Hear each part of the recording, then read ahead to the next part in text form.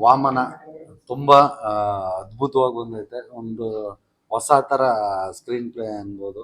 First time ನಮ್ಮ ಧನ್ವೀರ್ ಬ್ರೋನ ಹೊಸ ಥರದ ಸ್ಕ್ರೀನ್ ಪ್ಲೇ ನೋಡೋಕ್ಕೆ. ಅವ್ರದ್ದು ಇದು ಮೂರನೇದಲ್ಲ ನಾಲ್ಕನೇದು 3 ಚಿತ್ರಗಳು ಬೇರೆ ಥರನೇ ಇದೆ. ಇದು ನಿಮಗೆ ಒಂದು ಮಾಸು, ಒಂದು ಫ್ಯಾಮಿಲಿ, ಕಾಮಿಡಿನೂ ಅಲ್ಲಲ್ಲಿ ಶಿವ ಕೇರ್ಪೇಟ್ ಅವ್ರು ಇದ್ದಾರೆ, ಅಲ್ಲಲ್ಲಿ ನಗಿಸ್ತಾರೆ. ಮತ್ತು ತಾಯಿ ಎಮೋಷನ್ಸು ತುಂಬ ಚೆನ್ನಾಗಿ ವರ್ಕ್ ಆಗಿದೆ. ಒಂದೊಳ್ಳೆ ಮುದ್ದಾದ ಲವ್ ಸ್ಟೋರಿ ಇದೆ. ಒಂದು ಸಾಂಗೇ ಇದೆಯಲ್ಲ, ಮುದ್ದು ರಾಕ್ಷಸಿ ಅಂತ, ಒಂದು ಮುದ್ದಾದ ಲವ್ ಸ್ಟೋರಿನೂ ಇದೆ.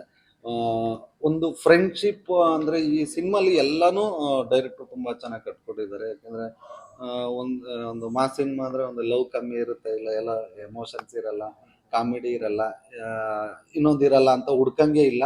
ವಾಮನಲ್ಲಿ ಪ್ಯಾಕೇಜ್ಡ್ ಆಗಿದೆ. ಲವ್ ಇದೆ, ತಾಯಿ ಎಮೋಷನ್ಸ್ ಇದೆ, ಕಾಮಿಡಿ ಇದೆ, ಮೇಜರ್ಲಿ ಫ್ರೆಂಡ್ಶಿಪ್ಪು. ನನಗೆ ಒಂಥರ ರಾಜ ಹುಲಿ ನೆನಪಾಯಿತು. ಅದು ಒಂದು ಫ್ರೆಂಡ್ಶಿಪ್ ಬಾಂಡಿಂಗ್ ಇತ್ತಲ್ಲ, ತುಂಬ ಅದ್ಭುತವಾಗಿ ಬಂದಿದೆ. ಆಮೇಲೆ ತುಂಬ ಚೆನ್ನಾಗಿ ಮಾಡಿದ್ದಾರೆ ಕೂಡ ನಮ್ಮ ಧನ್ವೀರ್. ಎಲ್ಲರೂ ಅದ್ಭುತವಾಗಿ ಮಾಡಿದ್ದಾರೆ. 10ನೇ ತಾರೀಕು ಬಿಡುಗಡೆ ಆಗ್ತಿದೆ. ದಯಮಾಡಿ ಎಲ್ಲರೂ ಚಿತ್ರಮಂದಿರದಲ್ಲೇ ಬಂದು ನೋಡಿ ವಾಮನ ಚಿತ್ರಕ್ಕೆ ಹರಿಸಿ ಆಶೀರ್ವದಿಸಿ. ತುಂಬ ಚೆನ್ನಾಗಿದೆ. ಯಾಕೆಂದರೆ ಈಗ ಇವ್ರದ್ದು 4ನೇ ಸಿನಿಮಾ.